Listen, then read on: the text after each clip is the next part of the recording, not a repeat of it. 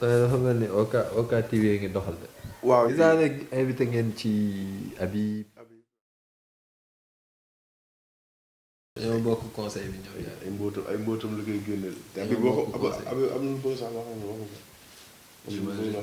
ko. xam na day xaar quoi ba si kanam. non il a raison. day xaar ba si il a raison en tout cas. mais par contre moom laa xamul. fan lay taxaw. waaw. Habib day ànd ak kii day demal waxam moom ak Pape Samba Dièye. mais en fait on se connaît pas. En fait on se croise. voilà on a. échangé voilà on a. salaamaaleykum mbokku OK Info. ñu am mbégte dalalaat leen ci seen émission Sama Town tey nag ñu dalal kii nga xamante ne moom mooy Mamadou Fall ñu naan ko Momo Fall nekk responsable politique ci APR nekk bokk ci Benno Bokk Yaakaar bokk ci cellule de com aussi bu Benno Bokk Yaakaar. salaamaaleykum mbokki téléspectateurs yi salaamaaleykum Ousmane ñu ngi lay siyaare di siyaare waa OK Info di leen bégee bu baax a baax a baax. Momo Fall ñu gis ni que tey jii nii ñoo ngi ci période du mbas mi gouvernement bi nekk di ci def ay jéego yu am solo ñu nekk tamit toll ci campagne de vaccination bi ñu bëggoon xam sa xalaat par rapport ak loolu noonu nga xamante ne tey laal na képp kuy sénégalais. Voilà mu nekk jàngoor boo xamante ne daal nit ñi ñoo ngi def le maximum pour que mu jóge fi. Bon il faut juste accepter que mbas mi ndeysaan sonal na ñëpp. mi ngi fiy bëgg yàgg te tawat la bu bett ñëpp ci àdduna. nit ñi di ci jàpp gouvernement bi di ci liggéey le ministère de la santé en l'occurrence avec le ministre Abdoulaye Diouf Sarr.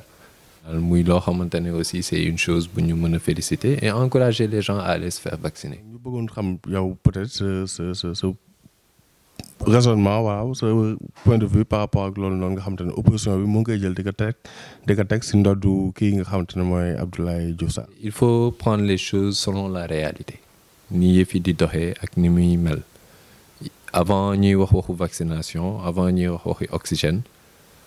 Il faut d'abord ñu xam ne que maintenant alhamdulillah il y a une conscience collective bu nangu ne mbas mi am na une conscience collective buy wane ne que tawat bi finalement ñëpp conscient nañ ci fi mu toll nii ba finalement ñoom ñiy wax yenn taxawaay bien que nag ça a été toujours leur position. dañuy fàttali fi nga xamante ne foofu la ministère bi di jógee di daw di ñëw ndax jot nañ ci liggéey jot nañ ci xam lu bari avant c'était d'abord nan nañuy def pour installer les CTE bi ñu demee ba installer CTE yi problème bi moo nekkoon nan nañuy utiliser le matériel ak fan nañuy jëlee ji le matériel bi nga xamante ne les médecins moom nañuy soxla pour mën di traiter nit ñi tàmbalee ko ci équipement de protection individuelle yi ci intrants yi fajaate ak yeneen ak yeneen ak yeneen tey on nous parle d'oxygène mais il faut comprendre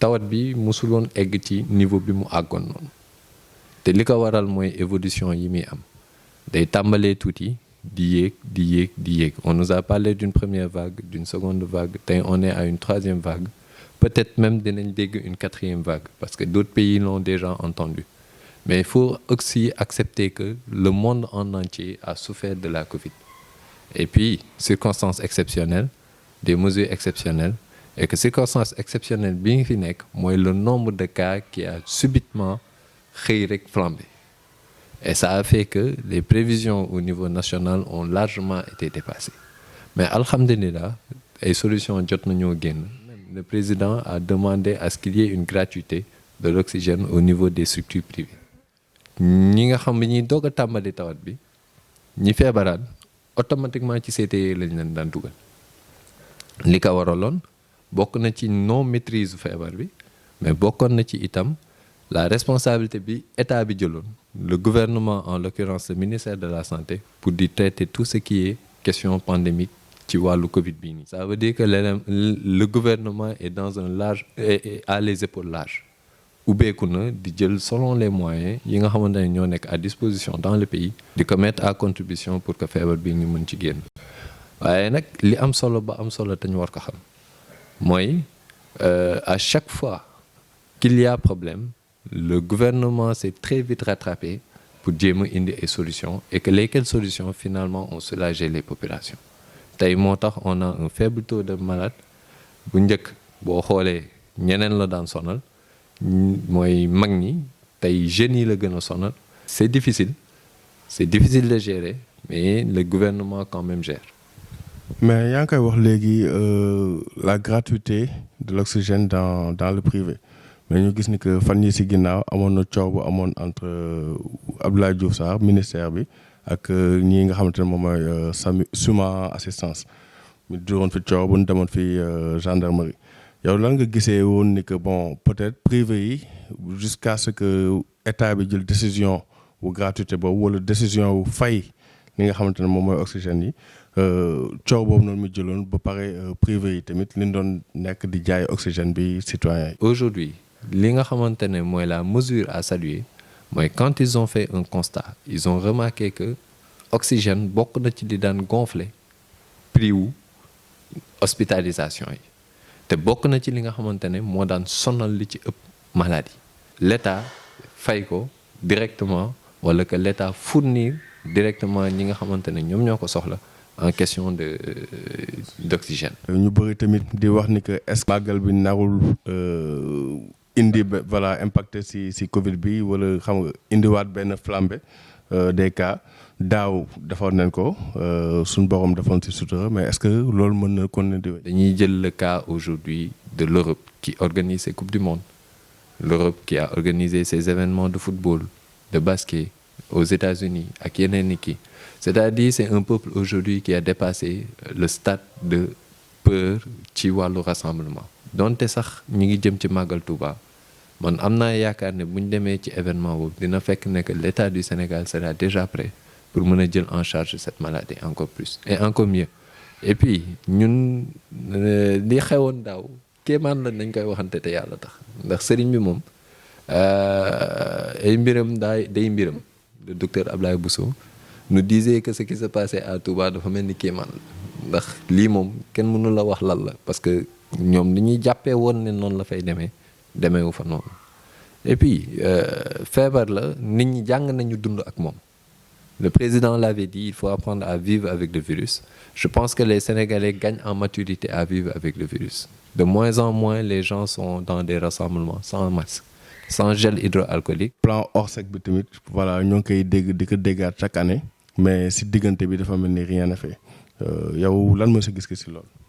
Il faut comprendre que l'État met souvent en place des mécanismes d'action quand il est question de choses yu leen di bett parce que li ci am mooy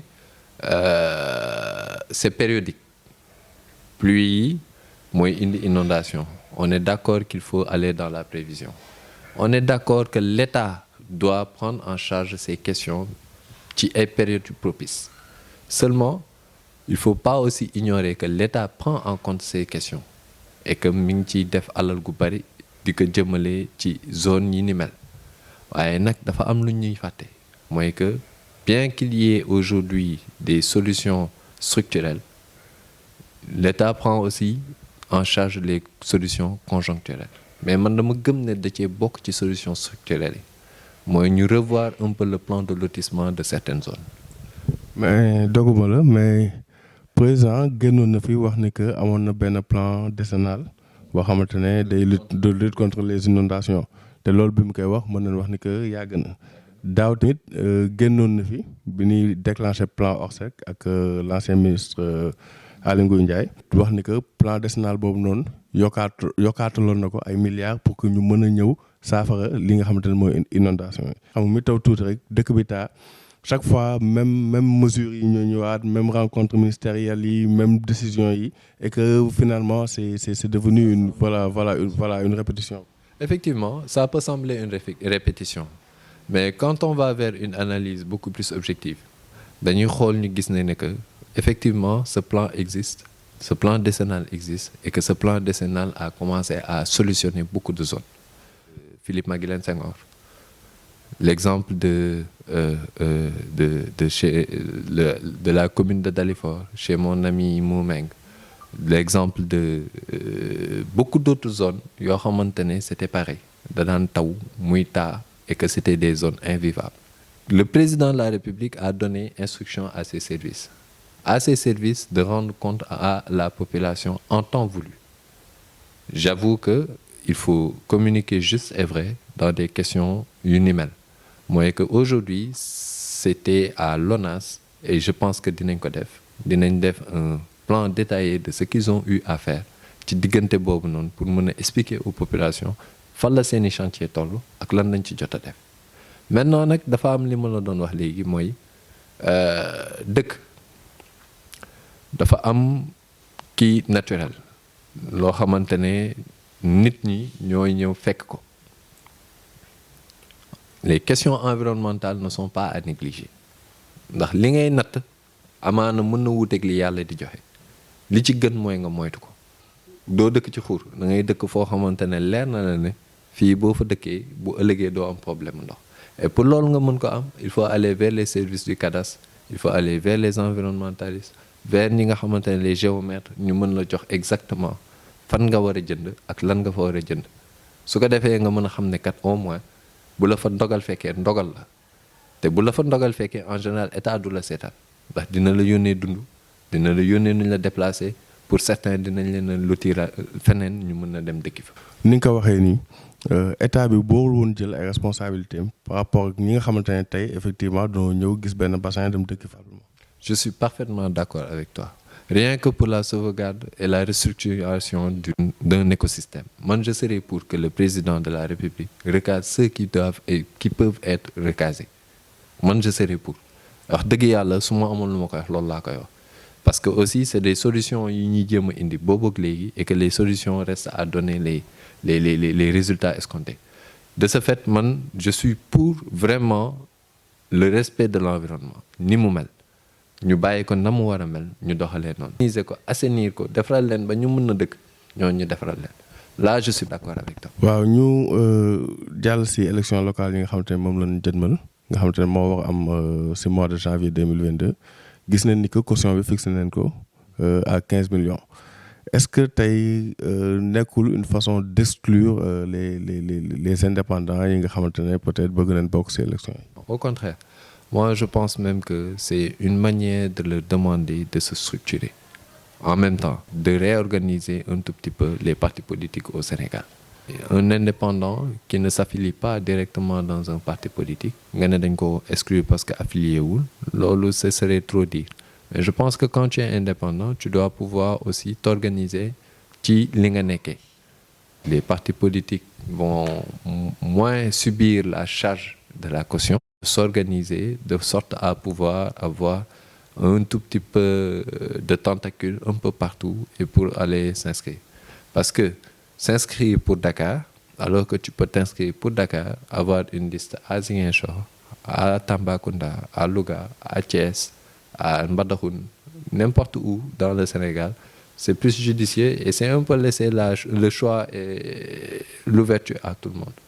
Maintenant, li muy indi mooy à mon avis, ça sera l'occasion pour ceux qui sont dotés d'un peu d'intelligence ñu mën a dem ut un tout petit peu ay zones feneen ak feneen pour au moins li ñuy woote ci benn gox yeneen i gox mën koo daje mën ko bokk dund ko te bu boobaa ça va être moins lourd pour eux dinañ mën di constituer wu di organiser wu nekk aussi voilà man jàpp naa ne daal jusque-là toutes ces mesures qui sont en train d'être prises vont aller un peu dans un sens de la formalité de la politique globalement.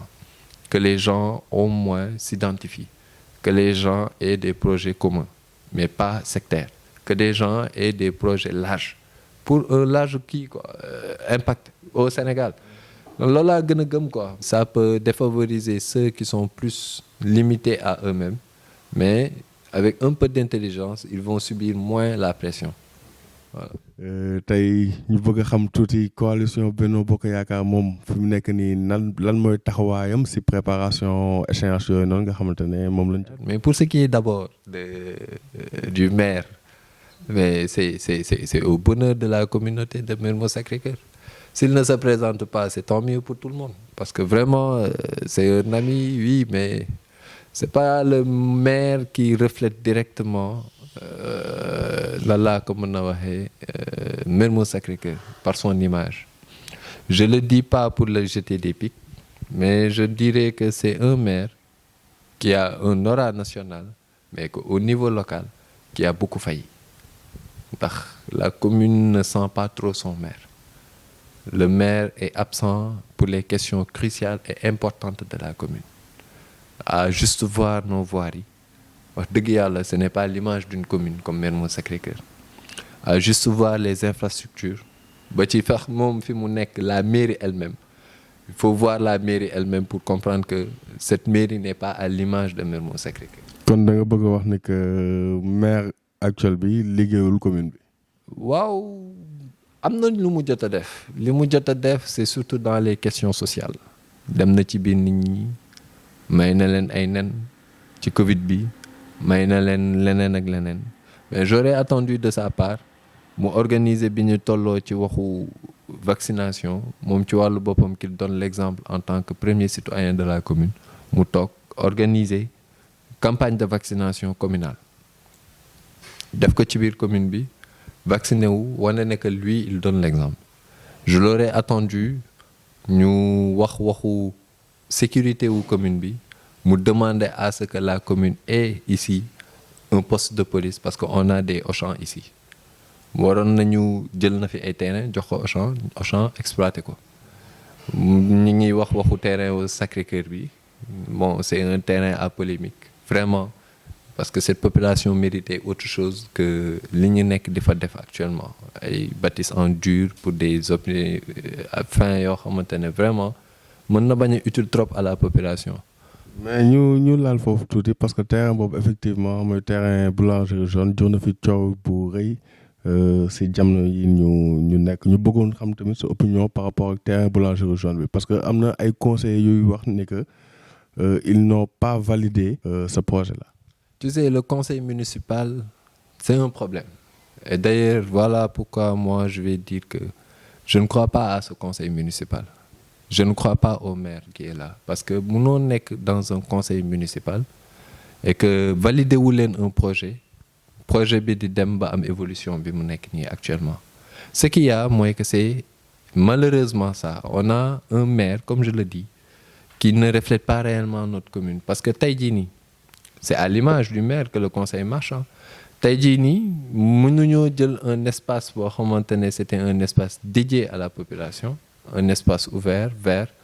Loo nekkoon objectif premier bi, ils auraient dû être les premiers à alerter. Et d'ailleurs, jamais on a vu dans la commune de Mermoz Sacré-Cœur un conseiller municipal jug yëkkati loxoom ne kat moi je suis pas d'accord avec le maire sur tel point. Bien qu'ils aient un devoir d'informer la population. Je vais taquiner un ami à moi. Quand on est politique, il faut aller vers l'information. Mais quand on est citoyen, l'information doit nous venir de l'autorité. Te ñoom ils représentent l'autorité politique dans la commune. Ci ñoom la njëkkee te ñoom ñoo njëkkee. Moo tax je pense que ce conseil municipal a failli. Il faut changer tout ce qui va avec ce maire-là. Pour revenir à la coalition Benno Bokk Yaakaar, que ça soit municipale, législative, présidentielle, référendaire, on a toujours compétit. Et la coalition a toujours eu des scores évolutifs. Le président devrait vraiment mettre un regard sur ça. Mais li njëkk ba njëkk te am solo mooy que n'empêche, malgré quelques diversions yi am en interne, la coalition reste debout et peut encore se présenter aux élections locales. On se rappelle peut-être en 2014, coalition bi muy dem ci élections locales yi, on va dire que ñaari liste le présenté woon te président tamit waxu ci woon. Est-ce que tey en 2021 2022 bi ñu jëm, il ne risque pas d'y avoir la même chose? Lors des tournées économiques, le président de la République lui-même a dit que c'est à lui-même de choisir, il va choisir les têtes de liste et qui vont être les candidats. En tant que partisan, en tant que discipliné, nekk ci biir parti bi, on va suivre la consigne. Donc di ko déglu ki muy joxañ nañu kii moom mooy nekk le candidat de Benno kooku la ñuy àndal. Et je ne pense pas que Mermoz Sacré-Cœur mu am fi ay nit ñoo xamante ne dinañ ñi ma leen xamee ak comment je les ai pratiqués duñ nañ woon ginnaaw kàddu président de la République gëwuma lu ni mel. Certes, en 2014 il y avait eu 2 listes, Et je rappelle que si nous avons les deux scores des deux listes, on allait être devant la coalition de Khalifa Sall. Malgré que bon, nous avons gagné et que finalement, c'est le Barthélémy Diaz renouvelé. Mais les amont 2014, nous avons 2021. Les Kawaral Moy, comme je vous ai dit, la coalition s'est encore plus soudée. Actuellement, c'est Madame le ministre Binta Kassama, que je salue au passage. Moi, il y aurait la coordination de la coalition, mais que la coalition peut produire n'importe qui comme candidat. Parce que c'est une coalition qui regroupe plusieurs partis. Nous sommes et d'ailleurs, nous tenons nos réunions, nous sommes sur le terrain. Et je pense qu'avec l'évolution de on peut avoir une liste commune. Avec les autres leaders, yi nga xamante ne ñoom ñoo nekk ci biir coalition bi ku mel ni Sata Mbaye ku mel ni Alpha Baylo Gueye ku mel ni ñeneen ak ñeneen que tey jii nii nit ñi par exemple bu président choisir kenn ci ñoom ñeneen ñëpp mën na ñëw ànd nekk ci ginnaaw ko. Je vous disais tout à l'heure que ñun mooy discipline bi ñu ànd ak président moom lañ yaakaar ci ñooñu aussi moom lañ yaakaar ci ñooñu tey le président choisir Ndeye Binta dañuy ànd ak moom le président choisir Sata Mbaye dañuy ànd ak moom mu choisir Alpha dañuy ànd ak moom mu choisir ma je le demanderai ñu ànd ak man li ko waral mooy on n'y va pas pour y aller on y va pour gagner te kenn ku nekk aujourd'hui dans cette coalition est capable de tenir cette commune. Pourquoi? Parce qu'on va partir sur la base d'un projet commun et que derrière duñu dem rek juste pour dem.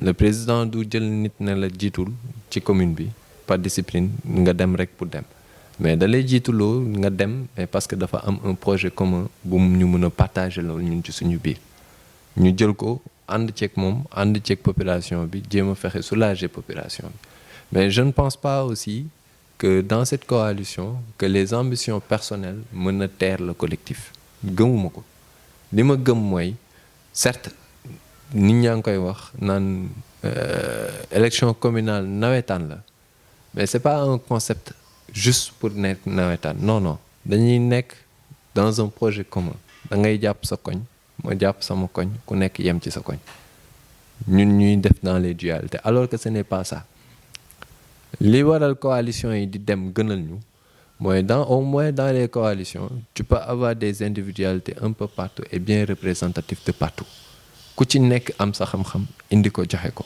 ku ci nekk am sa idéologie indi dolli ko ñu concocter loolu noonu yëpp pour mën a am un projet commun pour cette commune et c'est à ça que moi je crois moo tax quand je parle de discipline c'est un peu dans ce sens mooy le collectif des politiques toog ànd ak ñi ñu dëkkal xalaatandoo amandoo un projet commun une idée commune ñu ne kat lii lañ bëgg pour la commune de Mermoz Sacré-Cœur au moins ci échéance su 2022 2027 loolu laay xalaat ne wax dëgg yàlla si le président nous aide pour nous choisir un leader dans cette quête dañuy ànd ak kooku cette personne de pointe comme mën a doon l'essentiel pour nous c'est pas la personne qui bi jiitu mais l'essentiel pour nous c'est que au moins ñu mën a fédérer les idées àndandoo pour mën a au moins régler les problèmes de Mermoz Sacré-Cœur parce qu'il y en a énormément commune c'est un projet politique c'est un projet de vie boo xamante ne ñi nga xamante ne ñoom ñoo jàpp ne mën nañoo dund ñoom ci seen biir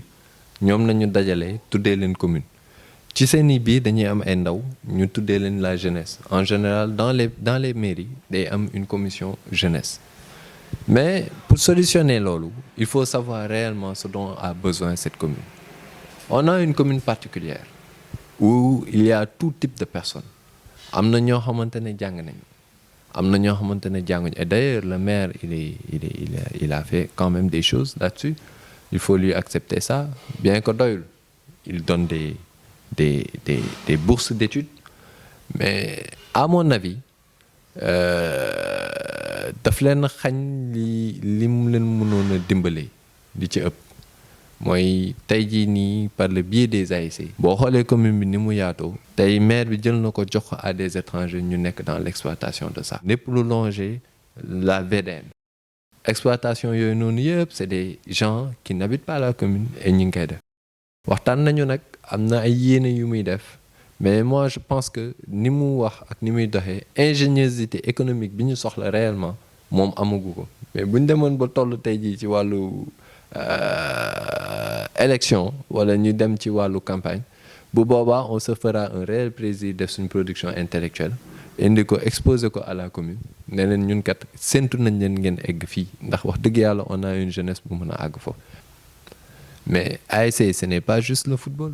mais déet bon bii nee na du bii joxewul prétexte su Covid bi mais prétexte su 100 millions. yin jël ci budget maire bi la. 700 millions waaw mais xam nga il parle de 700 millions mais c'est quoi réellement le budget de cette commune ñaata la ñuy am. gaa ngi ne ça avoisine les 3 milliards. Mais c'est normal. Moi, je me rappelle que notre maire nous disait en 2017-2018 dans une radio de la place que moom amoon dans les comptes au niveau du trésor plus de 7 milliards yu mu dencoon pour la commune de Mermoz Sacré-Cœur. Ça veut dire que c'est utopique. Ana commune ak am ay réserves de 7 milliards ci biir trésor public. C'est utopique. Loolu mënul nekk. Ça prouve à suffisance que le monsieur ne travaille pas. Gis nga ci wàllu épanouissement de jeunesse dafa am solo ndax mooy indi stabilité communale les ASC ont un rôle de stabilisation li ñuy def mooy dañuy dem ci terrain de football yi dañuy occuper les jeunes à avoir des activités collectives mais loolu rek du li nga xamante ne moo war a tax a jóg ASC. ASC association sportive la tudd et culturelle.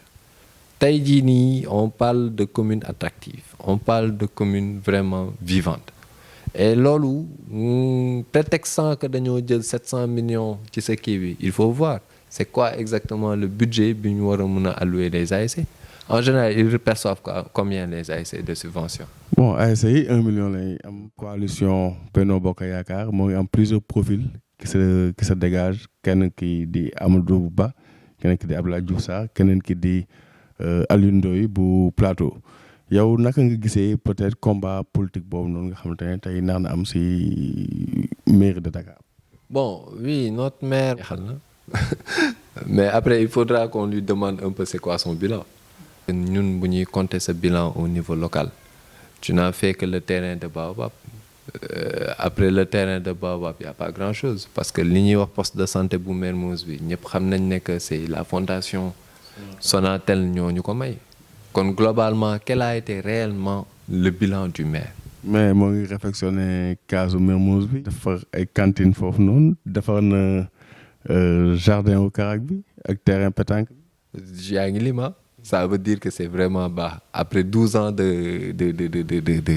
mu nekk ci mairie bi pour quelqu'un qui a 3 milliards par an c'est limite quoi.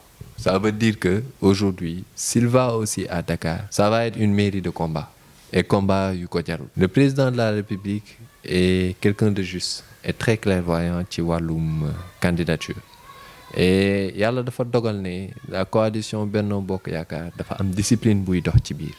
Nous avons un leader qui mat place am quoi ni muy wax du ko teg ci forfaiture. Amadou Ba est un excellent profil.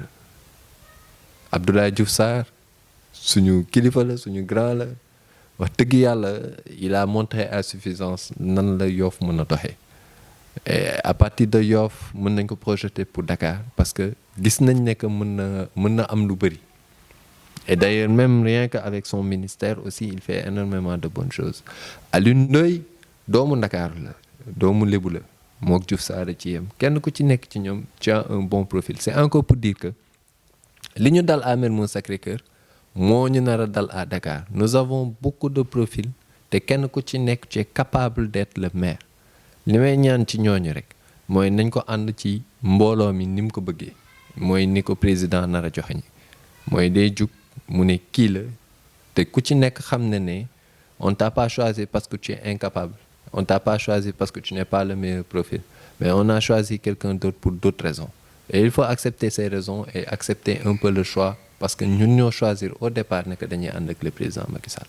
Momo Fall ñoo ngi lay sant di la gërëm di la jox kàddu gi nga wax sa mot de la fin. maa leen di sant di leen gërëm. Ce fut vraiment un moment de plaisir et de partage. J'espère que dina enrichissant pour ñi ñuy déglu di baalu àq te di leen baal àq itam bu baax a baax di xam leen rek ne bi may wax je parlais pour moi je parlais pour les gens je n'engage que moi waaye li may wax lu ma gëm la ni nekk te ma war ko mën a joxe un message mooy que j'appelle aujourd'hui à une conscience collective des jeunes ñu fàttaliku ne ay ndaw lañu waaye ñooy ëllëg nu ñu tàmbaliwul tey bu subaa duñ ko mën te pour ñu mën ko foog ñuy essayer di yàq di gagner ñu ñuy rectifier ñuy dem di dikkat mais lépp nañu bàyyi xel sagesse su mag ñi di ko jël ndax moo ñuy àggale fi ñu bëgg a dem en tout cas merci beaucoup encore une fois et je demanderai à la commune de Mermoz Sacré-Cœur pour cette fois-ci de faire confiance à la coalition Benno Bokk Yaakaar